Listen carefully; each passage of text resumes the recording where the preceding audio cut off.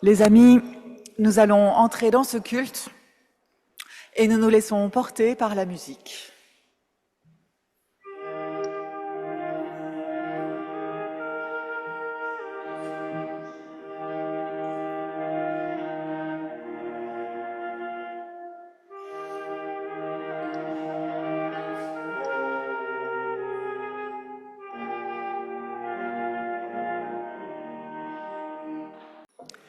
Bienvenue, bienvenue à chacun et à chacune de vous. Bienvenue aux habitués de ce temple. Bienvenue à vous qui venez pour la première fois. Particulièrement bienvenue à vous, également à ceux qui viennent pour la deuxième ou la troisième fois. Bienvenue à vous qui êtes protestants. Bienvenue à vous qui n'êtes pas protestants. Bienvenue à toutes celles et ceux qui ne savent pas très bien ce qu'elles sont. Bienvenue à nos amis méthodistes de l'Église protestante méthodiste de France, John Wesley, qui sont avec nous pour ce culte comme tous les troisièmes dimanches du mois. Et puis, bienvenue au pasteur Samuel Amedro, qui est là à mes côtés et qui fera la prédication dans un instant. Ensemble, frères et sœurs, faisons place en nous à la présence de Dieu. Il nous sauve, il nous offre son amour. Le Christ vivant nous ouvre à l'espérance. Le souffle de l'Esprit nous unit en Église. Ici, maintenant, le Seigneur nous accueille comme il nous a accueillis et comme il nous accueillera toujours. Alors, qui que vous soyez, d'où que vous veniez et où que vous alliez, Dieu vous donne sa grâce et sa paix dans votre cœur et dans votre vie par son Fils Jésus, notre Christ.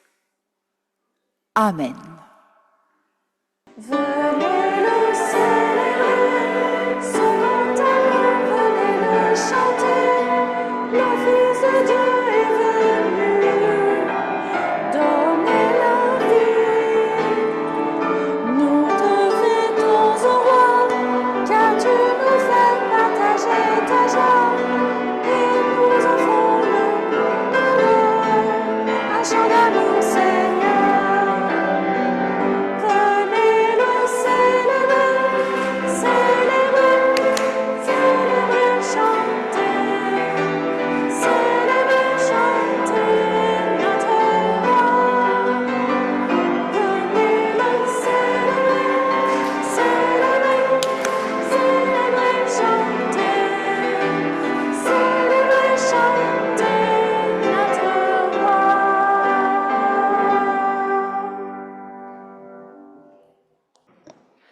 Louange. Je clamerai ton nom, Dieu de calme et de beauté, Dieu de tendresse et de feu, Dieu secret, Dieu éclatant, Dieu de passion et de larmes, Dieu très humble et infini. Je clamerai ton nom, Dieu de nos gémissements, Dieu de nos naissances, Dieu de toute résurrection, Dieu sensible au cœur, Dieu de nos mémoires, notre Dieu de splendeur. Je clamerai ton nom, Dieu de désert, Dieu de nos chants, Dieu de nos rires et de nos pleurs, Dieu des abîmes, Dieu des tendresses, notre Dieu de lumière. Je clamerai ton nom, Dieu de nos fêtes, Dieu des limites, Dieu des espaces, notre goût de source, notre pain partagé. Je clamerai ton nom, debout, au rythme des cantiques. Amen.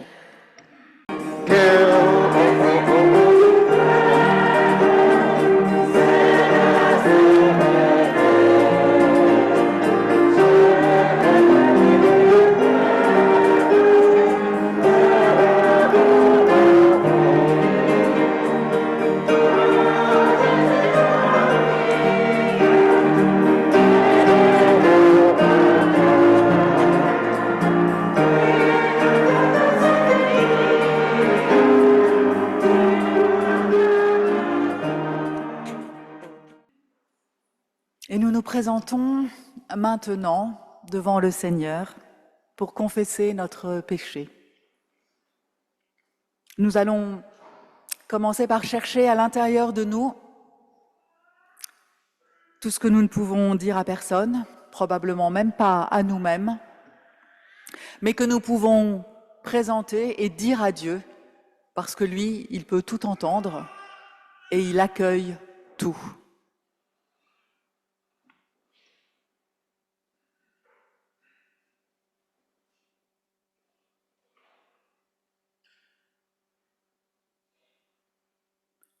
En recherchant le bonheur sans Dieu et en ignorant son commandement d'aimer, nous nous sommes détournés de lui et d'autrui. Notre égoïsme et notre désir de possession, de contrôle, nous séparent de Dieu. Dieu de rencontre, pardonne-nous et guéris-nous. Lorsque nous adhérons à des idéologies qui nient l'humanité des autres, nous élevons des murs de division, semons des germes de haine, de violence. Nous abandonnons le commandement du Seigneur de nous aimer les uns, les unes, les autres. Dieu de rencontre, pardonne-nous et guéris-nous. Nous avons laissé nos cœurs s'endurcir. Nous nous sommes égarés, nous-mêmes, à cause de notre manque de compassion. Nous ne voyons plus Jésus dans les personnes différentes de nous. Dieu de rencontre, pardonne-nous et guéris-nous.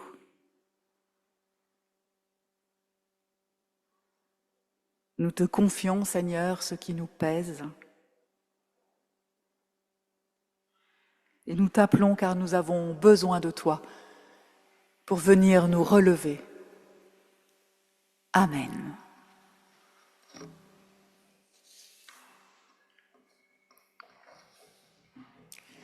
Et le Seigneur nous entend, car au-delà de nos déchirures, de nos blessures, le Seigneur est celui qui guérit et qui nous reconstruit. Il relève, il nous appelle à la vie. Son pardon est là. Il est une pluie qui recouvre nos manquements. Sa bénédiction, qui est là pour chacun et pour chacune de nous, est comme l'ondée du printemps qui nous rafraîchit. Jésus-Christ est venu pour l'affirmer. Le monde est libéré du péché. Rien ne peut plus nous séparer de l'amour de Dieu. Il nous donne de croire qu'en toute impasse s'ouvre un passage. Alors, mon frère, ma sœur, écoute. Laisse briller en toi l'amour dont Dieu t'aime, qu'il éclaire ta vie et qu'il éclaire ton chemin vers le prochain. Amen. J'ai besoin de ta confiance pour vivre chaque jour. J'ai besoin de ta présence. J'ai besoin d'être sûr de ton amour. Nous allons ouvrir la Bible pour y lire les textes qui nous conduiront dans la prédication. Et avant, nous prions. Oui, Seigneur, nous te prions. Nous te prions pour que cette parole s'installe en nous. Cette parole que tu as semée, nous te prions pour qu'elle germe en nous, pour qu'elle se développe en nous, pour qu'elle devienne vie, pour qu'elle nous envahisse, que nous ne soyons plus que ta parole, et que toutes les mauvaises herbes en nous soient mises de côté, que ta parole nous envahisse que nous l'entendions et que nous devenions ta parole. Amen. Cette année-là, peu après que Sédécias fut devenu roi de Juda, la 4e année, un jour du 5e mois, le prophète Anania, fils d'Azur de Gabaon, se trouvait dans la maison du Seigneur. Il s'adressa à Jérémie en présence des prêtres et de tous les gens qui étaient là, et dit : « Voici ce que déclare le Seigneur de l'univers, le Dieu d'Israël. Je brise la domination que le roi de Babylone vous impose comme un joug. En effet, avant 2 ans, jour pour jour, je rapporterai ici tous les objets que le roi Nabuchodonosor a pris dans la maison du Seigneur et emportés à Babylone. Je ramènerai aussi Jéconia, fils de Joachim, roi de Juda, avec tous les gens de Juda qui ont été exilés à Babylone, déclare le Seigneur. Oui, car je briserai la domination que le roi de Babylone vous impose comme un joug. Le prophète Jérémie répondit au prophète Anania en présence des prêtres et de tous les gens qui se trouvaient dans la maison du Seigneur. Oui, que le Seigneur agisse ainsi, qu'il réalise ce que tu as prédit, qu'il ramène de Babylone jusqu'ici tous les objets de la maison du Seigneur avec tous les exilés. Seulement, écoute bien ce que je vais vous dire à toi et à tout le peuple. Il y a eu des prophètes longtemps avant toi et avant moi. Ces prophètes ont adressé leur message à de grands pays et à d'importants royaumes. Et le plus souvent, ils ont annoncé la guerre, le malheur et la peste. Mais quand un prophète annonce la paix, comment savoir si ce prophète est vraiment envoyé par le Seigneur ? On ne le saura que si ce qu'il a annoncé se réalise. Le lendemain, Jean voit Jésus venir à lui. Et il dit : « Voici l'agneau de Dieu qui enlève le péché du monde. C'est de lui que j'ai parlé quand j'ai dit : un homme vient après moi, mais il est plus important que moi, car il existait déjà avant moi.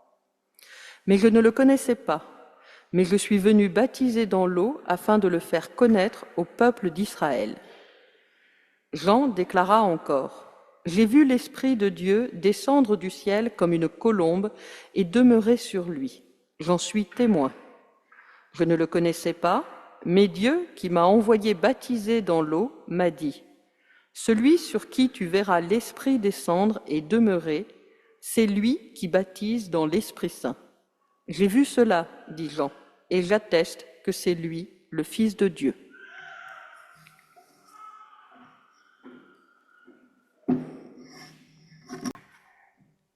J'aimerais commencer ce message par un grand écrivain français, Corneille, et le terminer par un autre grand écrivain français, Victor Hugo. Enfin, je vais commencer plutôt par la parodie de Corneille, qui écrit Cinna, une pièce de théâtre au XVIIe siècle, et Raymond Rua a fait une parodie de Cinna, et il dit « Auguste, prends donc un siège et assieds-toi par terre. Et si tu veux parler, commence par te taire. » Je le prends pour nous aujourd'hui, parce que je pense qu'il ne s'agit plus d'apprendre à mieux parler en tant qu'Église, en tant que chrétien, ni à parler plus fort, mais peut-être est-il temps pour nous d'apprendre à nous taire. Non pas pour renoncer à la parole ou à prendre la parole, mais justement pour lui redonner son poids et sa justesse. Si tu veux parler, commence par te taire.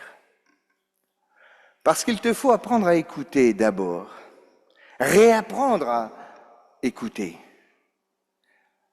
Parce que si tu veux être écouté, il faut d'abord tendre l'oreille vers l'autre. Être écouté, être entendu, sont des mots simples, mais derrière eux se cachent des combats profonds. Beaucoup de nos contemporains, beaucoup d'hommes et de femmes d'aujourd'hui se battent, parfois avec colère et avec violence, juste pour cela, simplement être entendu.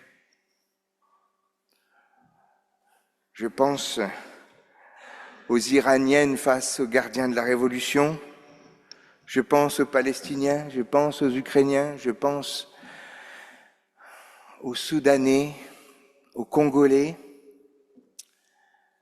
et à tant de Françaises et de Françaises et d'Européens qui se sentent niés dans leurs paroles. Et cela provoque en eux soit l'enfermement dans le silence, soit la colère qui crie et qui hurle. Voyez-vous, dans la Bible, vous le savez, cette question de l'écoute est décisive. Elle traverse toute l'histoire d'Israël. La grande confession de foi d'Israël commence par ces mots « Shema Israël », « Écoute Israël ». Et ce n'est pas d'abord une invitation à parler juste, mais à écouter juste. C'est-à-dire à qui j'accorde du crédit, à quelle parole je fais attention. Et écouter suppose autre chose que l'accumulation de paroles. Écouter suppose un certain silence.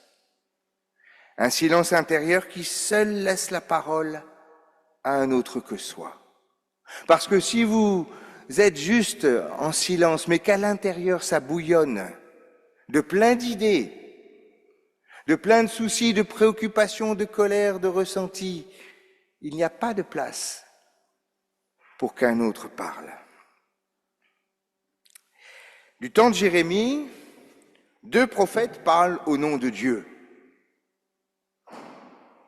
Ainsi parle le Seigneur ou l'Éternel, selon votre traduction. Il y a Anania d'un côté et Jérémie de l'autre. On entend 2 discours, 2 lectures d'une même situation.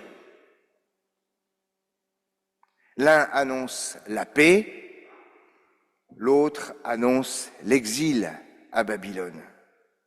L'un rassure, l'autre inquiète. L'un séduit, l'autre dérange. Tous 2 invoquent le même Dieu. La différence ne se situe pas d'abord dans l'éloquence, ni même dans l'intention morale de vouloir faire du bien aux gens qui écoutent. Elle se situe dans l'écoute. Jérémie s'est laissé atteindre par une parole qui le précède, qui le déborde et qui le met en crise. Anania, lui, parle à partir de lui-même, de ce qu'il ressent, de ce qu'il espère, de ce qu'il craint et de ce qu'il croit que le peuple a envie d'entendre. Et c'est vrai que dans une période de trouble, le peuple a envie d'entendre parler de paix. Et je me sens concerné par cette situation. J'ai envie d'entendre parler de paix, de justice, de droit, de paroles vraies. Parce qu'autour de moi, c'est un tel brouhaha, une telle tension, que cette tension m'atteint et me bouscule de l'intérieur. Anania, lui, parle à partir de lui-même et il écoute ce que son cœur dit. Jérémie accepte de se taire assez longtemps pour que la parole de Dieu le traverse. Même si cette parole le met en porte-à-faux avec son époque, il accepte d'être ridicule, isolé, incompris. Il accepte même de ne pas être aimé. Et c'est bien difficile pour ceux qui parlent d'accepter de ne pas être aimé. Anania, au contraire, parle sans ce silence intérieur. Il parle beaucoup, mais il n'écoute pas vraiment. 2 prophètes, 2 manières de parler, au fond 2 manières d'écouter. Je ne sais pas si, comme moi, vous vous sentez touché directement. Nous vivons dans un monde saturé de paroles, des paroles continues, rapides et souvent creuses. Un monde où l'on réagit avant d'avoir entendu, où l'on répond avant même que la question soit posée, un monde de brouhaha permanent, et dans ce monde-là, il devient vraiment difficile de discerner justement quelque chose de vrai. Non pas une parole spectaculaire, mais une parole juste, une parole qui fasse vivre. Nous sentons bien que face à certaines situations de notre temps, il faudrait oser dans notre Église une parole différente.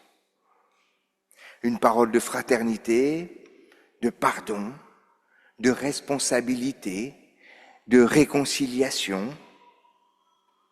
Mais comment la dire, cette parole, sans être immédiatement disqualifié? Comment parler d'amour dans un monde de rapports de force? Comment parler de confiance dans un monde gouverné par la peur? Alors, je reviens à l'intuition de départ. Si tu veux parler, commence par te taire. Non par lâcheté, mais pour laisser advenir une parole qui ne soit pas simplement la projection de nos envies, qui ne soit pas simplement la nôtre. Dans l'évangile de Jean que nous avons entendu tout à l'heure, Jean-Baptiste est précisément cet homme qui parle peu, qui écoute beaucoup. Ça n'est pas un bavard, à la différence de nombre des pasteurs dont je suis.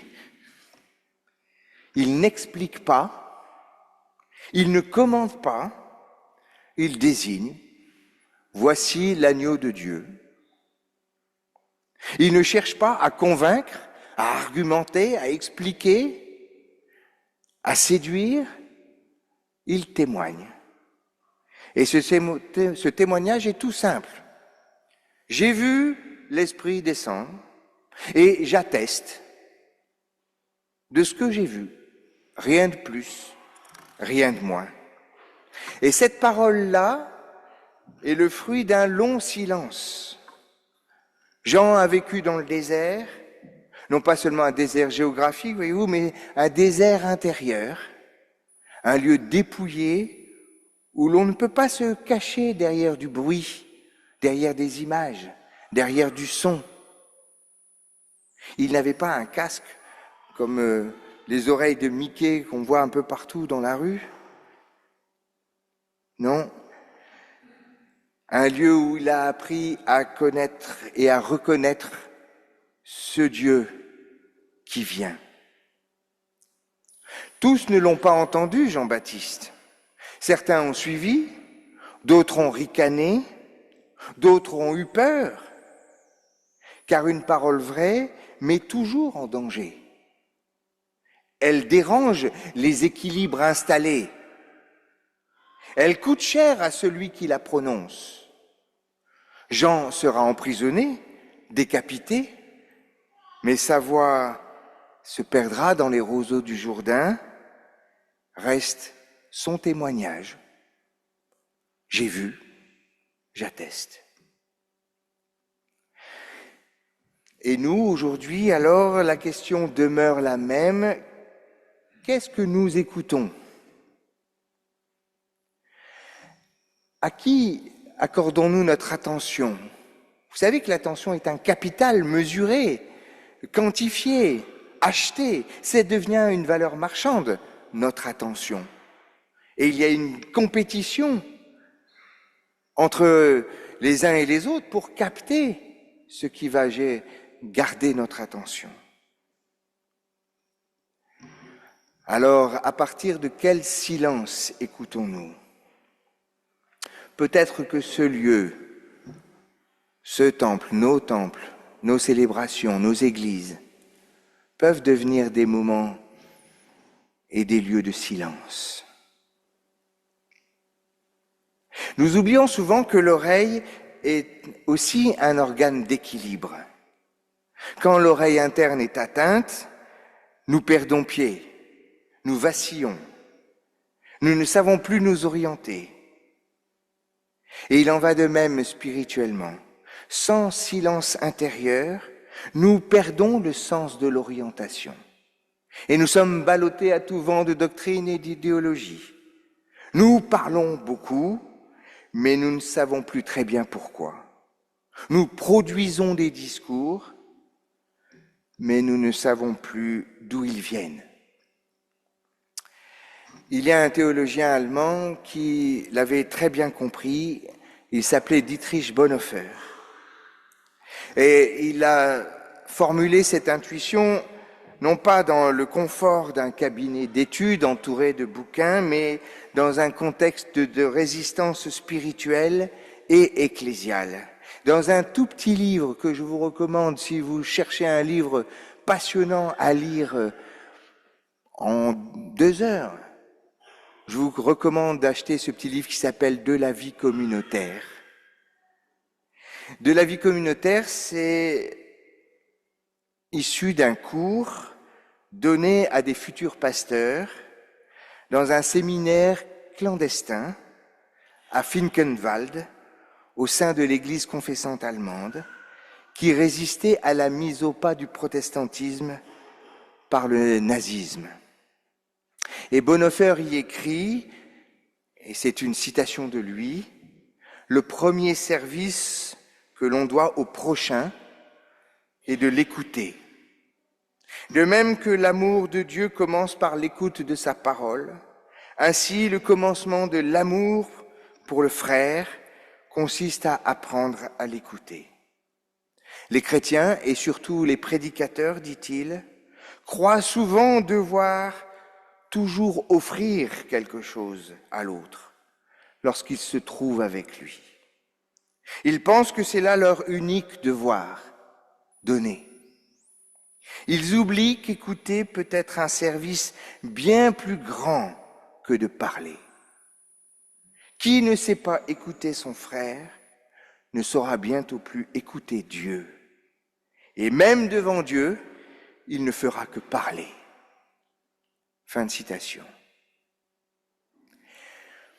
Oui, il y a une parole un peu raide, un peu rude, un peu décapante, mais elle est d'autant plus qu'elle est prononcée dans un contexte où certains chrétiens, largement minoritaires, cherchaient justement à parler juste, à résister, à ne pas trahir l'Évangile dans une période troublée. Et Bonhoeffer ose dire que cette résistance commence par l'écoute. Elle nous met en question, nous, Église, et je mis Église au pluriel, qui parlons beaucoup des prédications, des conférences, des communiqués, des déclarations, des prises de position officielles.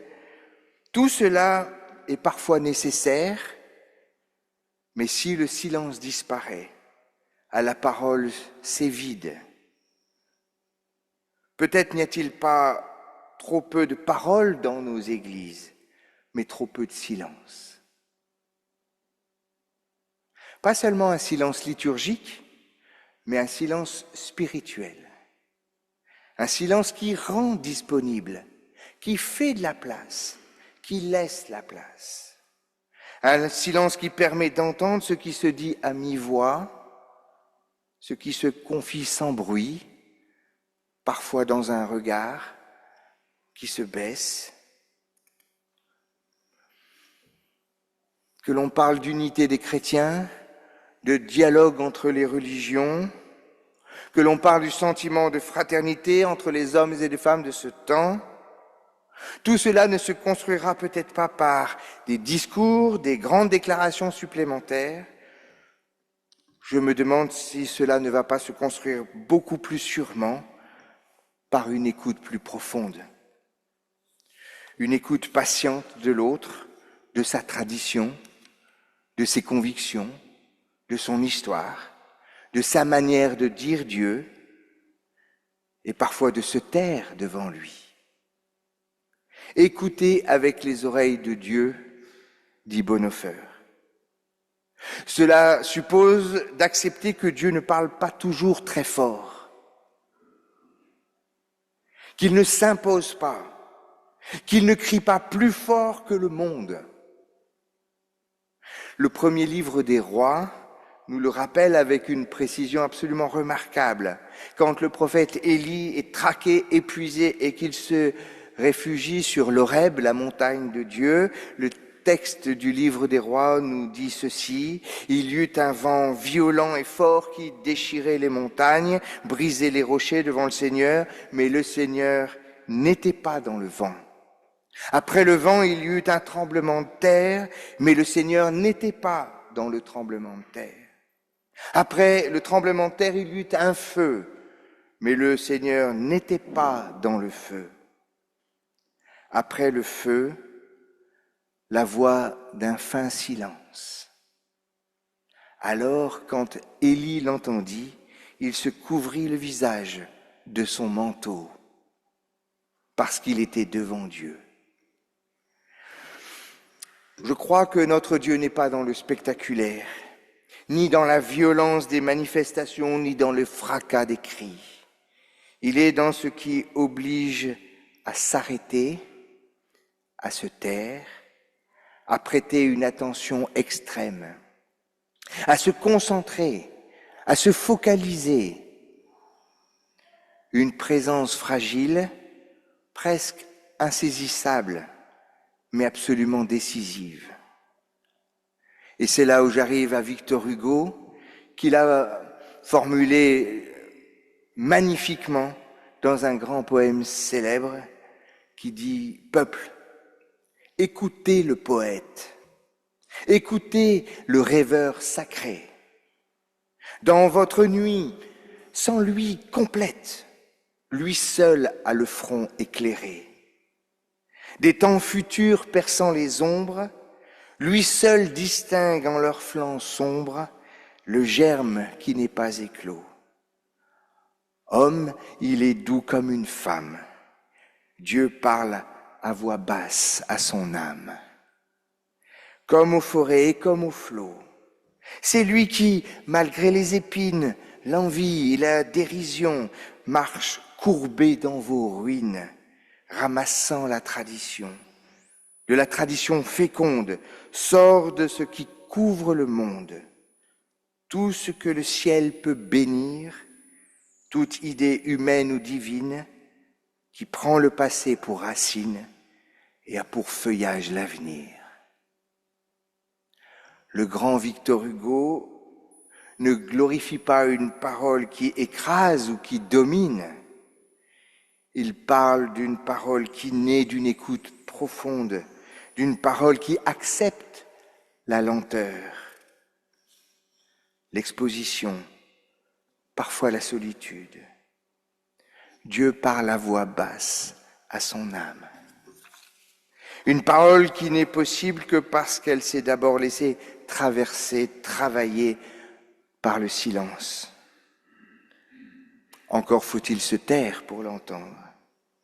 Et peut-être est-ce là aujourd'hui notre responsabilité, non pas parler davantage, mais apprendre à nous taire, juste assez pour qu'une parole qui compte puisse advenir et monter en nous.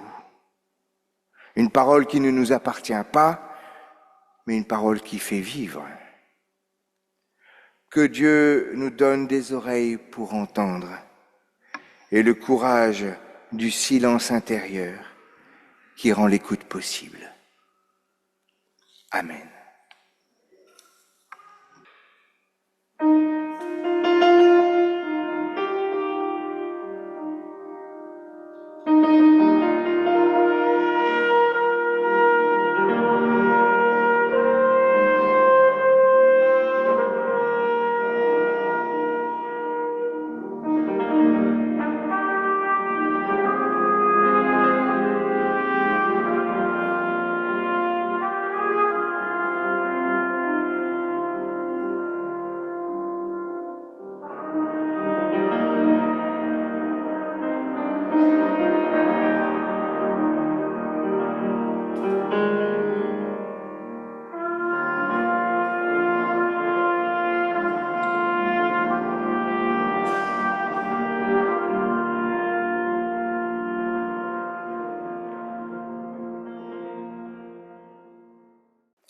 Et c'est maintenant le moment de l'offrande.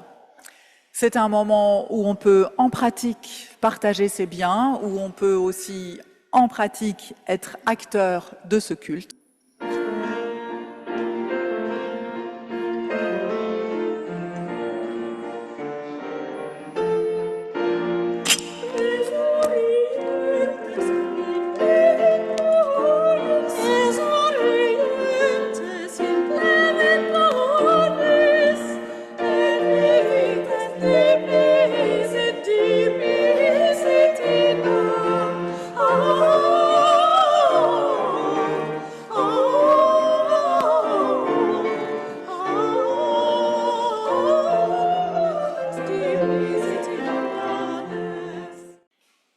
Merci Seigneur pour cette offrande, pour tous ces dons en argent, en temps, en talent. Donne à ton Église d'en user au mieux pour l'hospitalité et le bien de l'humanité.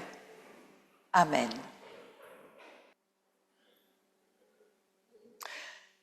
Et nous allons maintenant nous recueillir pour la prière d'intercession qui nous est lue par un membre de l'Église méthodiste.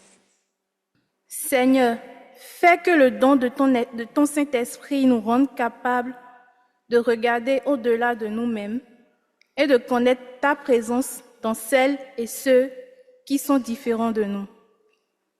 Et que nous aimions les uns, les unes, les autres, du même amour inconditionnel que celui que tu as pour nous. Dieu de grâce, montre-nous ce que nous pouvons faire pour apporter la guérison. Transforme-nous afin que nous puissions aimer tous nos frères et sœurs. Père très aimant, en Jésus, tu nous as montré ce que signifie vraiment l'hospitalité en prenant soin de notre humaine en fragilité. Aide-nous à devenir une communauté qui accueille les abandonnés et les perdus, en bâtissant une maison où tous et toutes sont les bienvenus.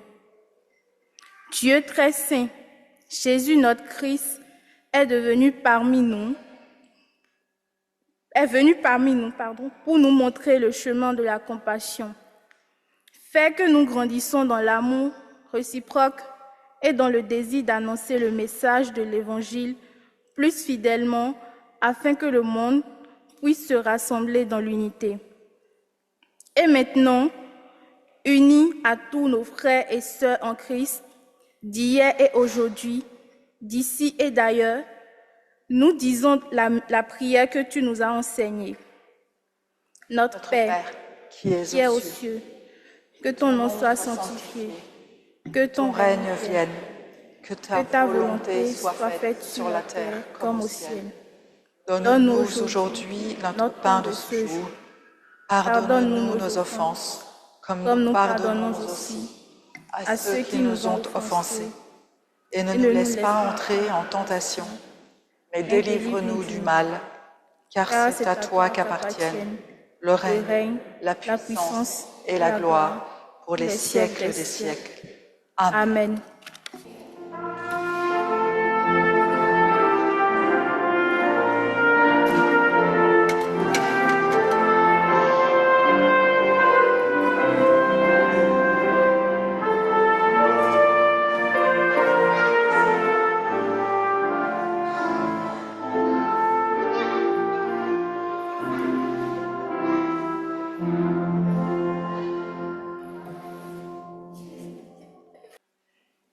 Et nous allons maintenant recevoir la bénédiction de Dieu pour être nous-mêmes une bénédiction les uns les unes pour les autres. Que le Dieu de toute grâce nous bénisse, qu'il fasse pour nous rayonner son visage, qu'il tourne son regard vers nous et nous accorde sa paix. Amen.